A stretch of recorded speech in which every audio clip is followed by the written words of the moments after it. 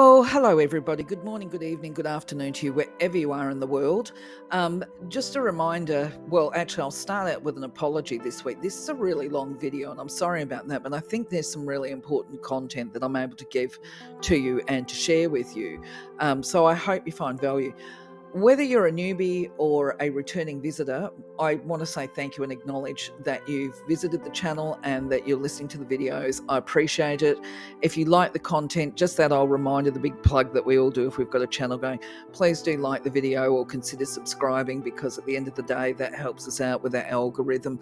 Now, I'll leave that aside now and say thank you, and so I don't keep focusing on that.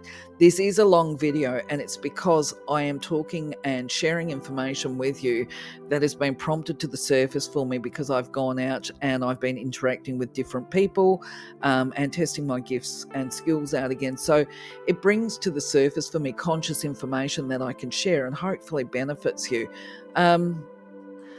As always, the information I provide is not something that I encourage people to just go, oh, well, Anna said that, so therefore this is how it is. Okay, I encourage you to take on board what I say, reflect on it, decide whether or not it feels right or true to you, if it's about strategy, whether or not it's something that you can incorporate in your life and build your own connection, because we all have a different journey. You know, this is why we have a divine blueprint, you know, the divine plan. I've got to admit, balance also includes not just being focused on spiritual and metaphysical, it does include looking at practical stuff as well. So I will be starting out the video talking about some practical stuff that's happening, come to my attention again, a bit repetitive, I'm sorry about that. But before I talk about that, I just actually want to say, look, you know, can you help me out with the algorithm, please? Please do consider at least saying g'day, hello, and letting me know whereabouts you are, answering some questions. Have you done any metaphysical or psychic development type workshops? Is there any topic that you're actually particularly interested in? Because I have accumulated, I've been doing this stuff now consciously, trying to develop my expertise for nearly 25 years. You know, I think I cracked into my gifts consciously trying to develop them. It must have been, in about March 2000 might have been when I did my first attunement. I can't remember. Obviously the psychic stuff had been happening long before then with seeing dreams. But either way, where I'm going with this is I've been particularly blessed and picked up a lot of strategy through interacting with a lot of different teachers over the years. And I aim to share this with you. Now, as I would expect that people are going to be the same as me. I'm sorry, I probably should release expectation.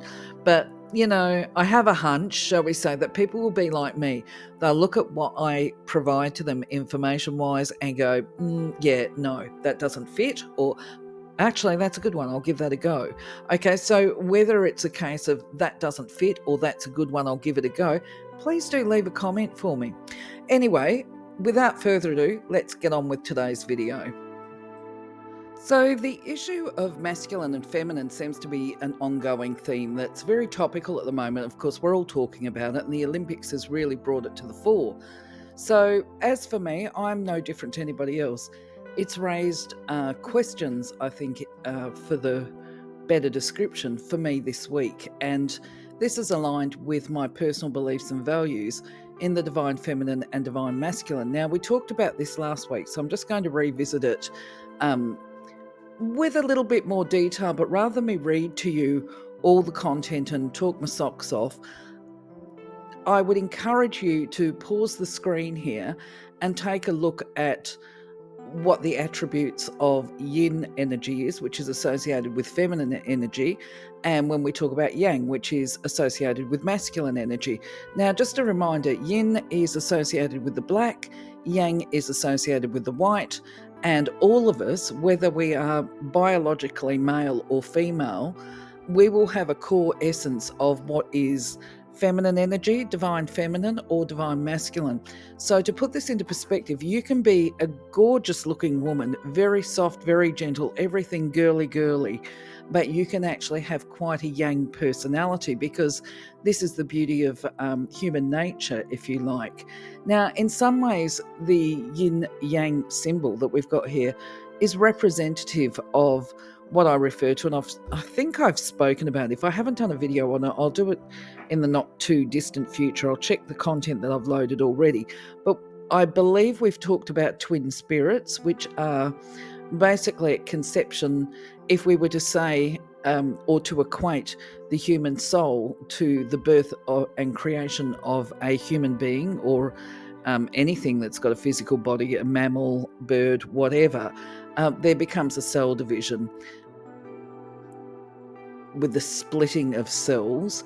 Just trying to think how to articulate this. So, of course, we can have identical twins born at birth as physical human beings. And I guess in some ways we would equate this yin-yang symbol to that identical twin cell division. So we've got the twin aspects there. So when a soul is created, this is my understanding, it's down to people's beliefs, this is what I believe to be true. The soul is created with two aspects to itself. So it's like two polarities, because we've looked at universal law and polarities run all the way through it. There is no grey in between. It's all black and it's all white. But the thing is that it's not that hard and dried, of course, because within all black there's a little bit of white, and within all white there's a little bit of black. And this is the beauty of the feng shui symbol. So we all carry polarities. However, at core essence, we might actually be the masculine aspect of the soul born into a female body. I'm just stumbling over my words here and hoping I'm not being repetitive. I've done notes, but I tend to deviate from my notes. So what this can equate to is somebody that actually is born into a biological gender, if you like, who doesn't feel comfortable in their skin, because they may feel actually, if it's a masculine type woman that is born into a female body, she might not be attracted, for example, to men, because she's got highly developed masculine traits herself. So she might seek a partner who might be a male. She could be heterosexual, but she might seek a partner who has got more of the nurturing qualities, and that becomes a type of balanced partner for him. Now, I'll just pause this while I regather my thoughts. Basically, just at this point in time, have a look at how we define the feminine traits and how we define the masculine. So I'm just going to summarize it with, the bullet point of, the feminine aspects are said to be the nourishing, the nurturing, the caring, the maternal, this kind of thing. It's more reflective, it's more introspective. These are the attributes of the feminine, the divine feminine. Whereas the divine masculine is more active. It's more aligned with these traditional role models that we have of provide and protect and this kind of stuff. So the masculine traits are said to be pretty competitive, really. There's leadership, it's energetic, it's determination, it's enthusiasm, and also it's very confident. So if we were talking about chakras, we would say that the yang energy is primarily in your base, your orange, and your yellow chakra. Now, once again, we all, whether we're male or female, we all have these attributes, I just want to say. Now, I just want you to hold that thought for a moment.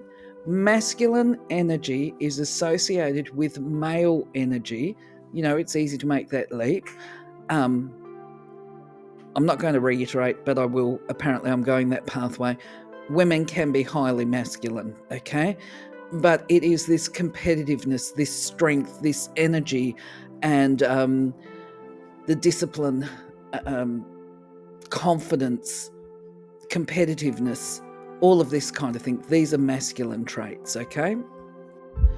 So having outlined these aspects of the divine feminine and divine masculine, where this has raised questions for me upon reflection, as I have done over the last week, is actually in regard to this video here.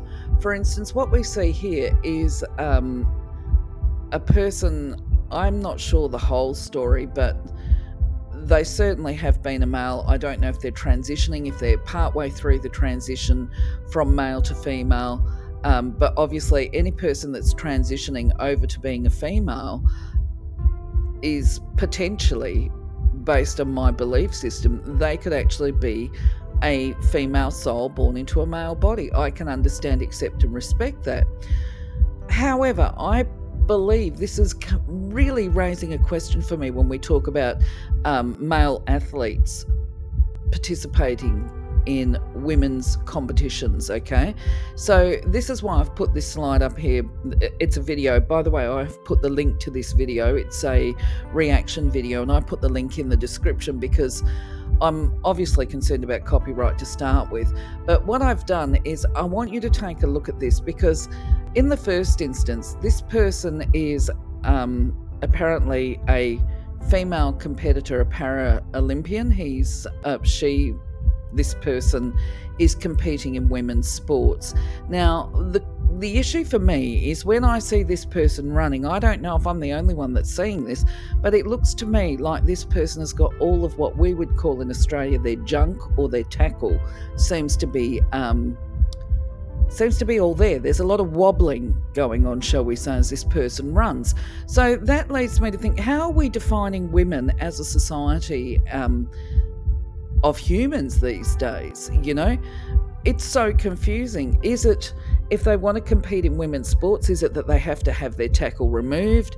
Or is it okay to call yourself a woman and just say, I am a woman, even though you clearly are not biologically female in any way, shape or form, especially if you've got the tackle happening, right? But then I would sort of say, you know, actually, if we're talking about what identifies a female from a male, if we have these trans male to female wanting to compete in women's sports in this way, and they're driven as these competitors are, I don't actually believe that they are feminine, shall we say. I don't believe that their personality traits that they're exhibiting through this desire to compete in women's sports is indicative of feminine energy. Now, I'm not going to name this athlete here. I mean, you can Google yourself. You can go to the link that I've put in the description and find your own information about them. But one thing that I did see was that this athlete has apparently, I should mention this person's apparently got a vision impairment. Their disability is that obviously sight impaired. But if there is truth to this, and there may not be, it might just be false reporting, apparently this sports athlete has said that they would rather run in women's sport and be a successful female athlete than to compete with men because they are not a strong competitor. Now, that in itself, I don't consider to be a feminine quality. And if we talk about the fact that, you know, women as a rule, we are, if I shouldn't say we are, because this is all about the energy. From an energetic perspective, women are maternal, they are more reflective, they're more considerate to the feelings of people around them, and they don't actually desire to take what isn't theirs in the first place. And I'm trying to think how I can articulate that more effectively. Basically, we would seek to help a person to become comfortable with who they are, as opposed to changing who they are, because we nurture, we want to see these people succeed in the truth of who they are. So I find it a little bit sad that we are not empowering these people to be comfortable with who and what they are. And if that is that they are a very sensitive, nurturing individual in a male body, well then that's okay. Well, I mean, we all know people that break the gender stereotypes. You can have women who are the professionals and the breadwinners, and the husbands become the stay-at-home parent with the child and raise the child, because that's where they excel. You know, everybody has got their personal strengths. Anyway, I'm going to leave you to have a think about this, maybe watch the video. or replay this slide or whatever and see if you can see what I'm seeing. Let me know in the comments anyway. Let me know your thoughts and responses to the information that I'm bringing here, because this is certainly an area that I'm giving a lot of thought to at the moment, potentially a little bit too much thought, because part of me actually feels a little bit insulted if we can have men with their tackle running in women's sports. I feel it kind of diminishes the entire female, the divine feminine. It's kind of minimizing it, invalidating women as a generalization. But anyway, look, I'm going to leave it with you to think about. Please don't worry about the dog and his squeaky toy in the background. I'm also going to go on now to a topic that I started talking about last week, and this is about teaching, getting yourself a good mentor, a good teacher close to home, where you can personally develop your skills, your knowledge, your understanding of energy. So when we're talking about teachers, mentors, gurus, and all of this kind of thing, anybody that we're basically seeking information and advice from, in some ways we are actually, or there is a risk that we're going to hand our power over to them, especially if we put too much faith and importance in the information that they give to us. We've got to be able to use discernment, okay? It's not just about the spiritual teachers. I was thinking about this, obviously, when I'm doing the video, I put it together. I'm trying to link it with spiritual and mental health stuff because of my own training. And I realised that this kind of conduct where we've got to be discerning, it can happen even in the mental health fields, psychologists, psychiatrists, and we need to be discerning there as well. So I'll try and split this up and be quite clear. Once again, just a reminder, I'm open to feedback and your own comments, okay? But when we talk about spiritual teachers, we are at risk of finding people that are scammers, who are putting themselves up under false pretensions. And this is because when it comes to the metaphysical industry, it's actually not regulated. So anybody can make claims about who and what they are and what their background is and not worry about any recourse. And, there's no way of actually measuring energy and metaphysical beliefs, if you like. At least, I suppose, to some extent, psychologists and the mental health professions, they do have training, and if they're registered with their professional bodies, I don't know what it's like throughout the world, there is that. Theoretically, there is a professional standard and there's also accountability, but I actually question myself, even within Australia, how much of that is, I suppose, I'm trying to think of the words here, how much of that, we have the professional bodies, but somebody who has been through the system and been harmed, there's not usually a lot of recourse for them. So I don't know that there's much accountability there within those types of professions. But getting back to the spiritual teacher stuff that I want to share with you to help you develop your discernment is that while there are some dubious people, there are some very unethical and immoral teachers that you will find across your path as you enter into this. Fortunately, there are some really good ones. Of course, I like to think that I'm one of them, okay? But how do I define who is a good teacher and who isn't? Well, obviously, I measure that by my own compass. To me, it's somebody that fosters independence as opposed to dependence. They are somebody that gives you skills, tools, and technique and strategy to help you to develop your own connection, your own communication, and to strengthen your trust in what you're able to divine, shall we say, your own intuition. Now, within that, whether a teacher is a mental health teacher, whether they're teaching you how to do carpentry even, the simple type stuff. Yes, okay, sometimes there's going to be accreditation, there's going to be a certificate. So when I talk about metaphysical or psychic development or healing energy, because obviously I'm going to be teaching Reiki to people, we'll talk about that later. But the idea is that, there's going to be certificates there. But what does that actually mean? The reality is that we only know what we know, whether we're a Reiki teacher, whether we're an aura, clairvoyant, whatever.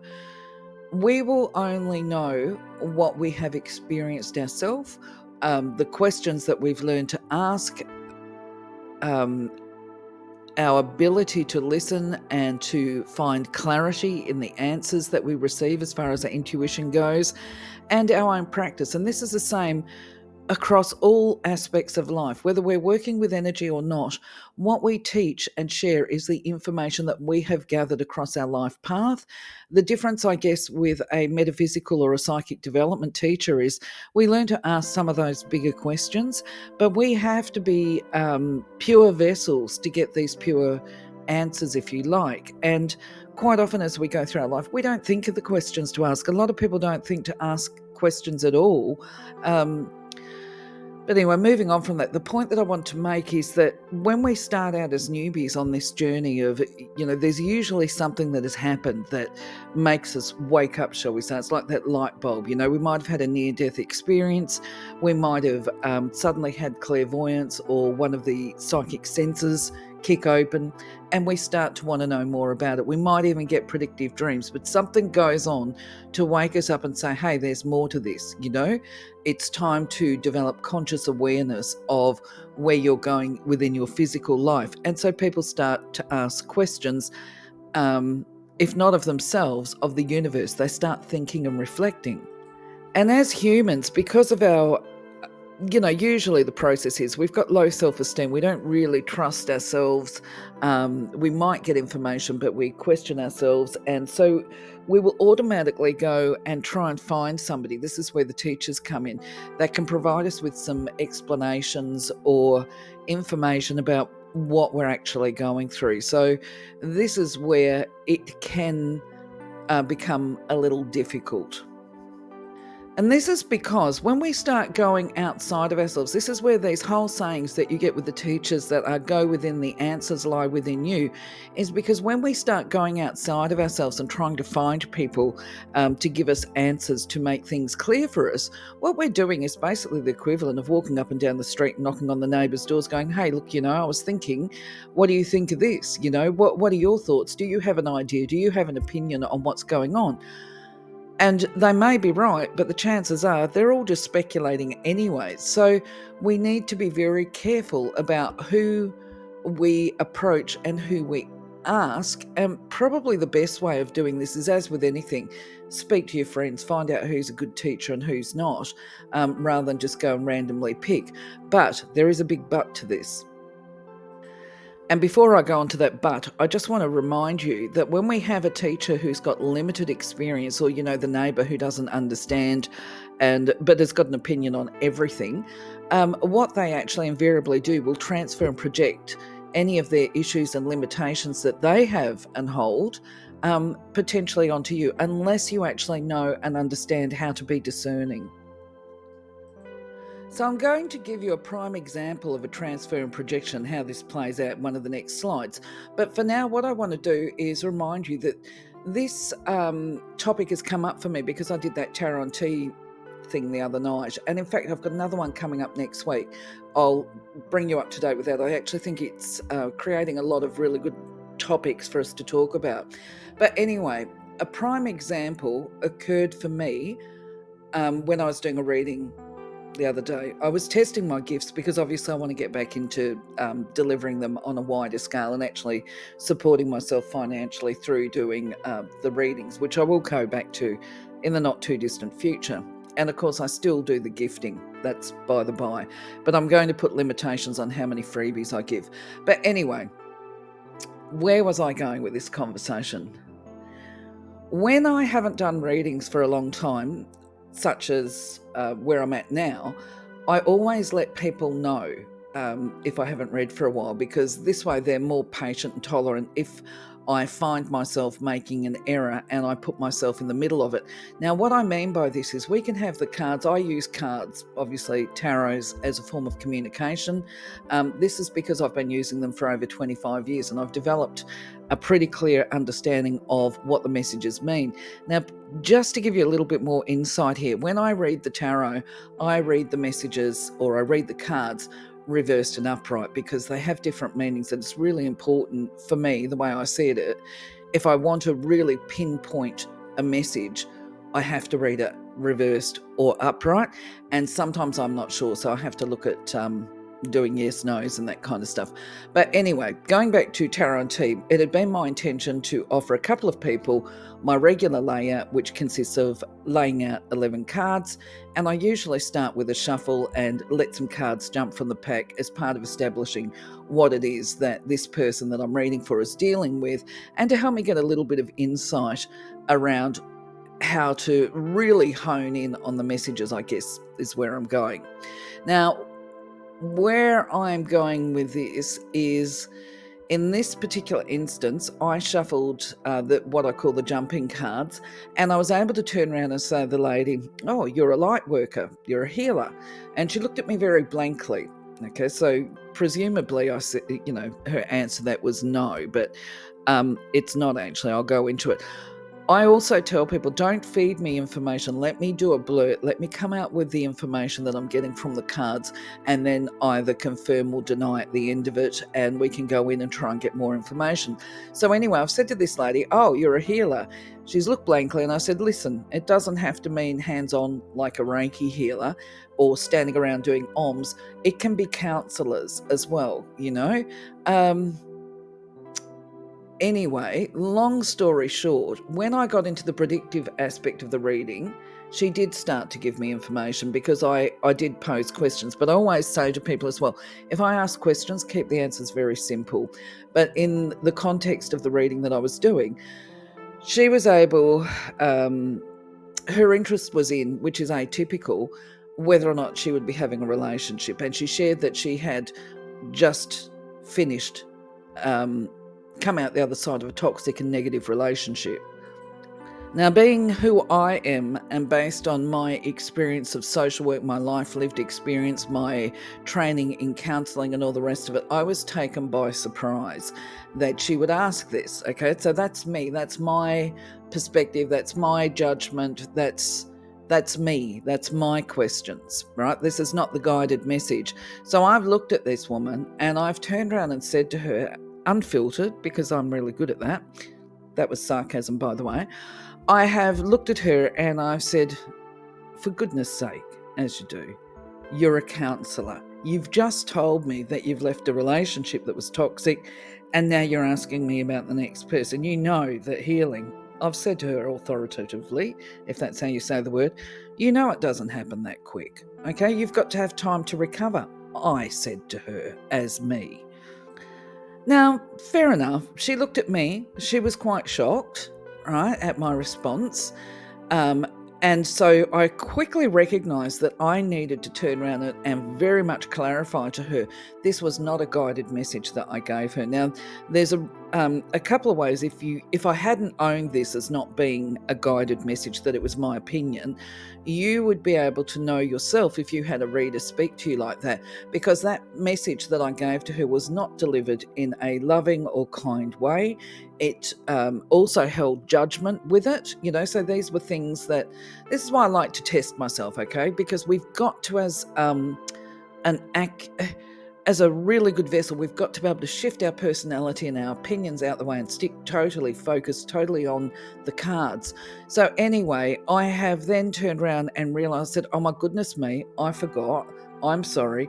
I should have turned around and said, listen, that's my opinion. Okay, that was not, when I said that was not a guided message. And she goes, oh, okay, fair enough. This is where people are lovely too. Okay, fair enough. She said, so where does that leave us? And I said, well, where that leaves us is, I said, if we were doing a paid reading and you were sitting opposite me, I said, I would potentially still give you my opinion because that is who I am. I may not, though. That's a level of mastery that we're talking about, is being able to shift your personality out the side and stay focused, purely giving the guided message. I said, if you were a paying client, I said, I would probably at this point in time turn around and say, well, let's do some extra information. Let's pull a couple of cards. Let's look at rephrasing the question and seeing what is on the horizon for you romantically over the next 12 months, or whatever. I've put it to her and she said, yeah, okay, let's do that. I says, okay. So I've done that, and this all happened very quickly, by the way. I was able to turn around and say to her, oh, oops, as you do. I stand corrected. I've given you my opinion of what I think, right? Got to laugh about this stuff. But when I look at the cards are telling me something different, that in your instance, my opinion, my judgments were wrong, okay? And this is what is on the cards for you. Of course, I talked about predictions and the validity of them. Might save that for another day. So the point I'm making with this, because this is going to be obviously a very long video now, is we have to have a level of self-awareness if we're a teacher or sharing information with people, even if it's a basic reading. And we have to, it's fine to be human, we're all human, but we have to be able to recognize when we're coming from a space of our own personal humanity, our ego, our little small inner child, and when we are actually coming from the space of divine guidance, if you like. And this is one of the reasons why I have put these images up here, is the woman that's looking in the mirror, she's taking a long, hard look at herself. She's scrutinizing herself, and this is about self-development. And then to a level, we have the purple brain there. I've put that image in there because it's about diagnosis, raising your awareness, and treating any limitations or behaviors that hold us back, if we like. We've got to put the energy and time into raising our personal vibration to align it to our guides. But anyway, this is a long slide and I've got more to talk about. So I've given you one example of how transfer and projection can occur very easily when we're seeking outside advice, okay? But there are many, many ways that it happens, especially when it comes to basically being taught strategy and technique to communicate with spirit and with our guides, and even how to maintain our spiritual health. Now, what I find problematic is that so many people are, as I discussed before, reliant on other people's experiences and information, as opposed to creating the times for themselves, or the time to connect with their own inner guidance and to get their own answers, and to establish a method of communication that works for them. And by that I mean where we can listen accurately and to our own intuition and guidance. So when we talk about spirit communication, it's not always clairaudient through the ears or through the eyes. Quite often, for most people, it's this intuitive gut instinct or inner knowing. You just know inexplicably what the outcome of a certain scenario is. So I'm going to give you some other examples based on the evening that I had the other week. And I just want to clarify, I really respect the teacher and her intention that I met the other night. So when I went to this tarot and tea, I didn't realize I actually was, in a way, this was not so much a social gathering. It ended up being a big lecture on how to connect with energy, how to find your answers, how to get yes and no's, how to talk about auras and all of this kind of thing. I think it could have been better advertised, but that's beside the point. Where I'm going with this, the information that the lady that was running this particular event shared was good. I recognised that she is well-intentioned, but I also recognised she was coming from her own space of limitation and understanding. So I'm going to explain to you why. And the reality is that we can be well-intentioned, but we can still be operating from a space of judgment and limitation, even because it's all part of growth, is where I'm going. It's as we grow that we let go of these things, and we become more open-minded about what a person should or shouldn't do, and whether or not there is limitation and parameters. Okay, so to put this into perspective, back in the day when I was opening up to my gifts, I didn't have access to any development workshops because actually there was none. I was in a remote area. It really grated on me at the time. Nowadays, I feel completely blessed that I didn't have access to these things. It was a big dream in my head that, when I was living in the remote areas, that I would come to the big smoke, the city, as we say, and that I would be able to connect with some of these groups and teachers. So it gave me a bit more of an open mind and a more unique perspective on approaching parameters. Okay, so what can I say about it? It taught me that if we see a problem, if divine energy is unlimited, which this is what we seem to know, core essence, creator energy is unlimited, it's divine, and endless supplies and non-judgmental, all of this stuff we get taught. So for me, what I was able to do was bring this into my life and go, okay, here's a problem. Instead of saying, well, it's a problem and there's nothing I can do, I'm a victim of life, a victim of circumstances, that would be to put limitations not only on life, but also on the energy. If I take a different approach and say in my mind, okay, well, for every problem, there's a solution. What is the solution? How can we overcome this problem? Divine is limitless, unlimited, it's universal energy, and there are no parameters on it.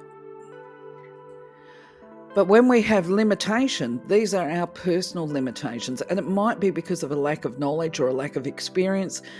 It doesn't mean that the person is speaking, if we're talking about a teacher, it doesn't mean that they're lying or telling an untruth. This is the truth based on their experiences. Now, what happened with this particular group, she was encouraging people to learn how to hear yes and no's.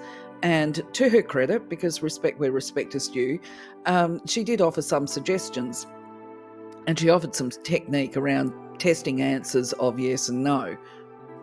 Now, as she was saying all of these strategies, my internal little voice was going, yes, okay, no, I've heard of those, but they don't work for me. So I'm going to stick with the methods that I've developed for when I do my readings, Now, just to be clear, I'm open to change, but if I also believe in that saying, there's no need to fix a wheel that's not broken, is very much part of my attitude. So she pulled out the pendulum and she showed people how to use them, particularly to find these yes-no answers. So in my experience, the pendulum almost did my head in when I was trying to get yes-no answers. I did research. I ended up going and getting books. Because I couldn't go to psychic development groups, I actually went and bought books and got information on different strategies that I could try. If you want to know about the pendulum, make a comment and I'll write my experiences, I'll do a video on using the pendulum that explains how to use it. For some people it works very, very effectively, not for me, okay? And I decided that I needed to find an easier way of getting yes-no answers. So actually, initially I relied on energy. That's another story for another day. And then later I learned to rely on getting tarot cards to give me yes and no's. And this is because I actually was working professionally delivering readings and I needed to be able to get the answers very quickly. So I used my tarot cards. I developed my own strategy. Now, the other thing that there was a difference between her and I as far as what we teach goes is actually kind of a funny story. Before we went about doing our activities, this teacher turned around and she said, and what you must realise is that when you communicate with your guides, there's a truth to this, by the way, it is a sacred moment, and I don't want to hear any giggles, was what she said. Now, putting this into perspective for you, I don't want to hear giggles means, in her perspective, this is transfer and projection, she feels that if you're laughing and then enjoying this moment, that actually you're not being respectful or appreciating the sacredness of the moment and this interaction. Now, I will say the reason why it's funny is because I couldn't access formal training, I ended up, the universe brought me together with two other ladies, which is why I've got this image here, is we were brought together having conversations. Now, I had, I suppose, the approach that this lady, I'm not naming her, teacher was sharing with us when I first connected with these two women. For me, it was all very sacred, very serious, and I didn't realise at that time that I actually was being judgmental until I got with these two other girls who were so wide open energetically and psychically that they could see and communicate with spirit. Their gifts had blown open overnight, okay? But they were very, I just want to put this into perspective too. We were living in remote areas of Australia. We were very Australian, and by that I mean with our culture, with our humour, just in the way that we spoke. very blunt, even to the point of being abrasive, one of them particularly abrasive. The other one was much sweeter, less abrasive. And she was, I guess if we're talking about being sacred, this group of three that came together, I had done my Reiki attunement, so I had more of an understanding of chakra, energies, aura, and that kind of thing. But I hadn't developed my psychic gifts at this point in time, and I was really trying to. I can't remember in hindsight then.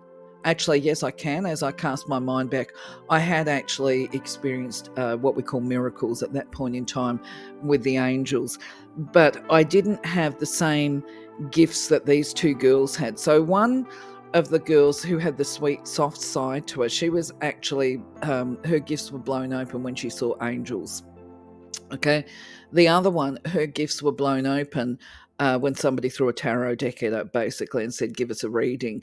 And she said that, so I'll give you some hindsight here. She said that when she used to hold the tarot deck, she wasn't looking at the image on the cards, but rather her clairvoyance kicked in, and she used to see like a video playing out, the shorts of a movie would show on these cards that she held. So her clairvoyance kicked in. Now, we all developed as we came together as this group of three. So remember that saying, power in the number of three. But the two girls were extremely light-hearted. They were very funny. And because I was in my early days as well, I was rather sort of like, you're not being respectful enough and all the rest of it. But where I'm going with this is what I learned after a while is that our guides have a great sense of humour. If we act very somber and serious all the time, they will accommodate that. If that's our expectations, they will be very serious when we interact with them. However, if we enjoy humour, they will interact with us in humorous ways. Now, most of our growth was done through a lot of laughter. There was a lot of giggles with us as we grew and developed the communication. And I would say, even to the point, they weren't playing jokes on us, but look, yeah, I might have to dedicate an entire video to this because they taught us the most amazing things. So we're sitting around the table one day and I actually shared that I was jealous of the two girls, that recognize yourself and your own limitations. And I said, look, I'm a bit jealous actually.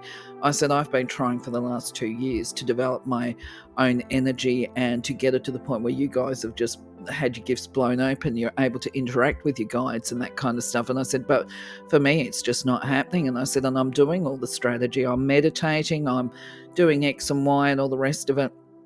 Anyway, I think this video has gone too far. I might have to, because it's so long, I might have to talk about this next week. But the bottom line is, within this conversation, this particular day, it was actually just me and one of the other girls. The third girl wasn't there. And she said, yeah, look, she said, the guides are telling me you can see. She said, but they're saying there's something that you're doing that blocks you from actually seeing your guides. She said, because I can see your guides, they're right there. Everybody's waiting for you. You just need to do something. She said, but I can't understand myself. She said, they're trying to tell me, but she said, I can't articulate what it is that you're doing so that you can fix it. And she said, we just sat there for a moment pondering it as you do. And she said, I wish that I could see what it is that you're seeing. She said, and why it is that you can't see your own guides, right? Quite a deep thing. So we sat there, and then I turned around and I said to her, well, hang on a moment. I said, ask your guide this. If divine energy is unlimited and all things are possible, I said, you can see what I'm seeing if I give you consent, right? If I give you permission, you can unpack this with their assistance, of course. But we need to be open to receiving the information on how it can be done. And she was like, you're right. They're telling me that you're right. Anyway, long story short, it involved a physical activity. Now, this story I remembered the other day because I was talking to another lady somewhere else and we were having a good laugh about how I finally managed to see my guides. And it was, okay, the girl physically stood behind me. She was holding my hand in her head, in my head in her hands. And this was because, as she said, she didn't need to from a spiritual perspective, but it was quite difficult for us to navigate how to actually make this happen. So we're both standing there and she's just about pressed up against my back, and then holding my head and basically using me as a telescope, if you like. And then she was able to say, I see what you're seeing, but I don't understand what you're seeing. That was initially. So this is where I talk about when we're not being taught officially and formally by other people, we become open to new experiences. Now, I might follow this on and explain to you the information that came through on that day for me to be able to see my own guides and finally develop that personal one-to-one connection. So now I can see my guides, by the way. Yeah, pretty amazing stuff. But we did things differently, okay? We weren't following the teachings of other people. And once again, I think that the reason that we were able to break through a lot of this stuff was, one, being unique, not having our belief system informed or shaped by anybody else, not listening to limitations and fears of other people, but just being totally open to receiving our information, our guidance. And also, I want to put in here purity of intent, okay? Each one of us in this group of 3, our primary aim was to use our gifts to make the world a better place. So I think that was part of why it all happened the way it is. But anyway, I'll give consideration as to sharing with you how this actually worked for us under guidance. It was a guided approach, new approach to assisting us healing, if you like, perfecting the vision and the gifts. For now, though, this video is getting really long, so I'll just quickly rush into doing an update of channel content. Before I do that, though, I'll apprise you of the status of what's happening with the Reiki and me delivering attunements. I'm a little disappointed to actually see that Reiki's got a really bad reputation online, but this is because it's actually been exploited, I believe, by unscrupulous teachers, which gets right into the point that I'm trying to make. So just a reminder that when I deliver the attunements, I will be delivering Reiki 1 at least free of charge. And when it comes to Reiki 2, I might do it by donation. I'm not sure. Either way, I'm still working on the manuals. It's taking me longer because what I'm actually doing is condensing a lot of this content because I've been attuned to a number of them. Okay, so I've got my Reiki 3 in Usui and Tibetan. I have got the Sacred Petra, Kundalini Reiki, Isis Reiki, Sekhem, or Seishem, depending on how you pronounce it. And I can't ever remember all the other ones. Whatever. Anyway, what I'm doing is trying to combine all of these manuals into one, and I guess, consolidating a lot of information and experience, because there is a lot of similarities between all of these different types of Reiki as well. There's core similarities, but with slight variations. So what I'm trying to do is build something that will carry you forward, okay, and consolidates my learning and information to give to you at the various stages. So where we're at with that is like, it's still happening, okay? It's I'm doing graphics as well, and I don't know. I think perhaps because I'm working with energy again that I'm shedding at the moment. I'm shedding a lot of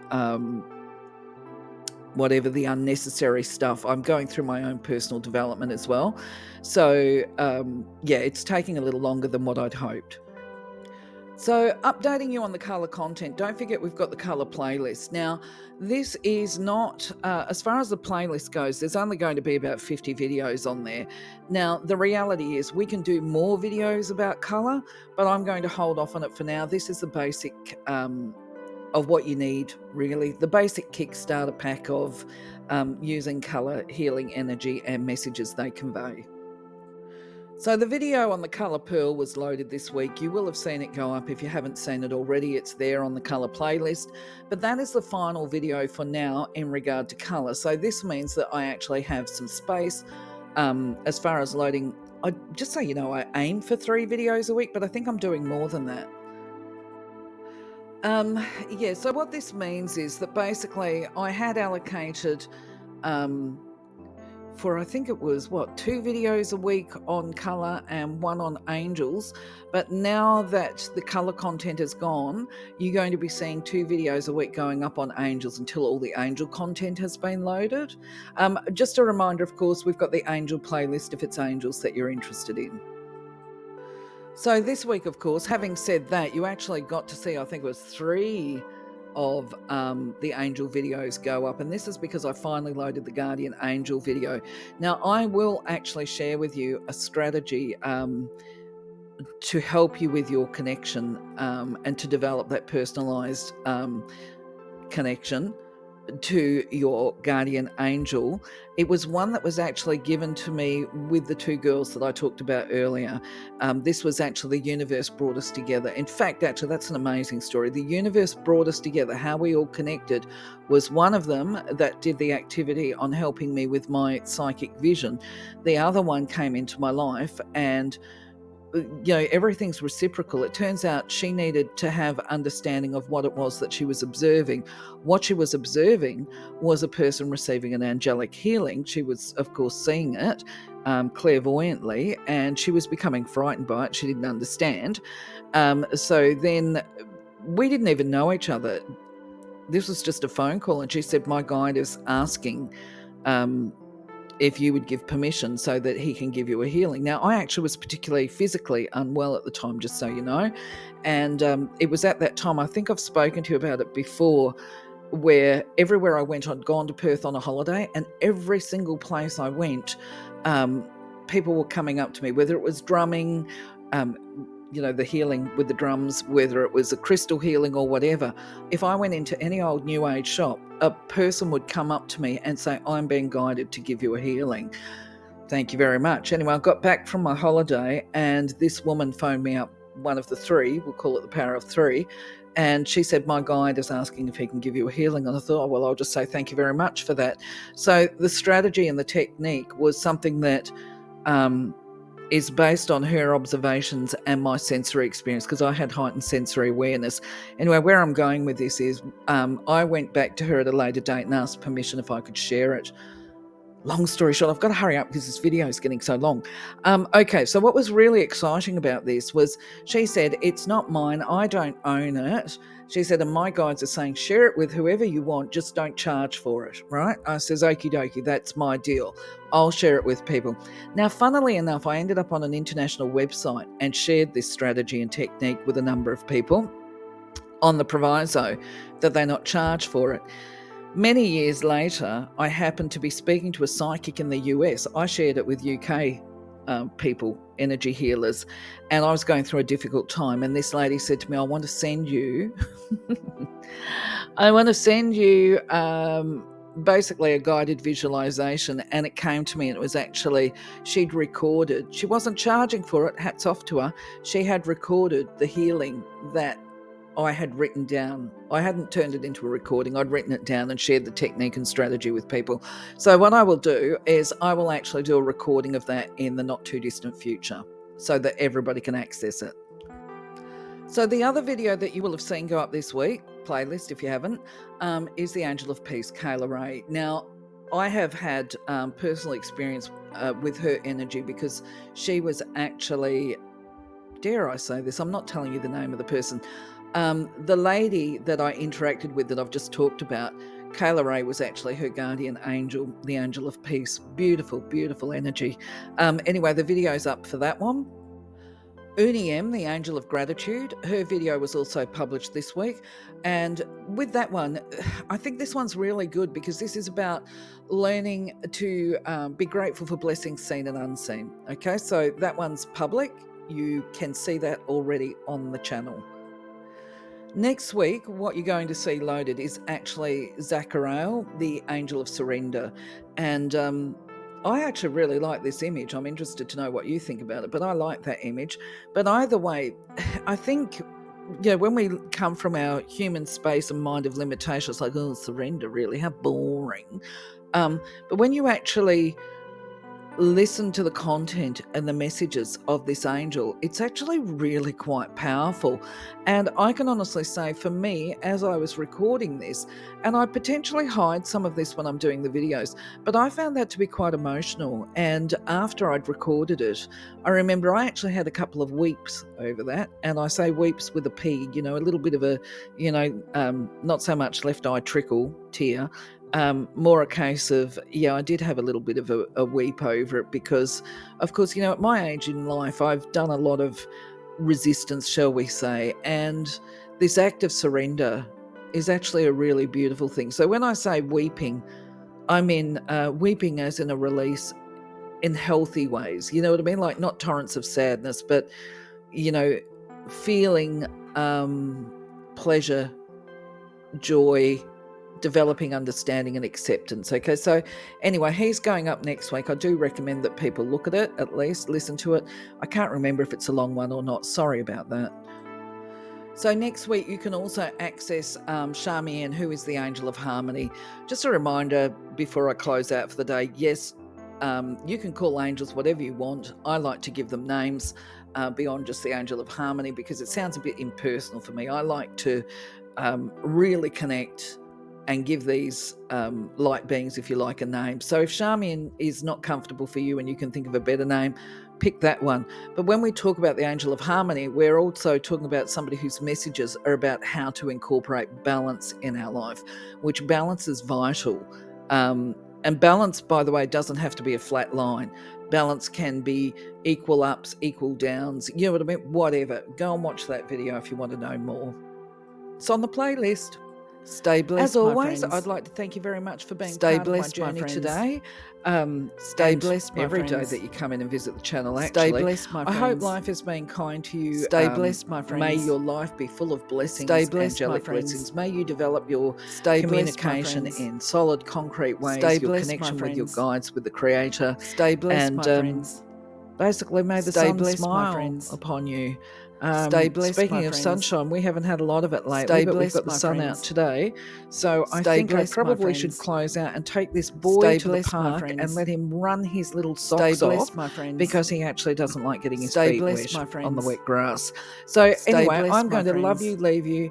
So thank Stay you, blessed, my take care, friends. catch you on the next video. Stay And blessed, don't my forget friends. to leave a comment if there's something Stay that you would blessed, like my me friends. to talk about. Take care. Bye-bye Stay for now. blessed, my friends.